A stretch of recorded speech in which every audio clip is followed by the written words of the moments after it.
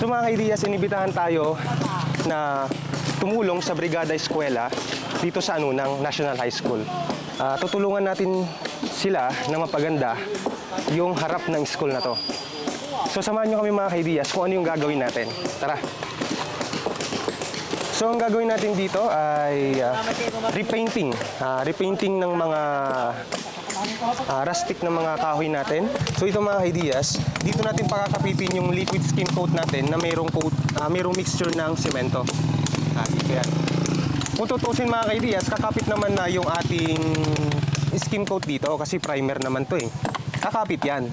Pero dito kasi mga kaidiyas, exterior wall. Laging nababasa, naiinitan. So may chance po yun na masira agad yung design natin. Siyempre ayaw naman nating mangyari yun. Kaya ang gagawin natin is maglalagay tayo ng pagkakapitan ng skim coat.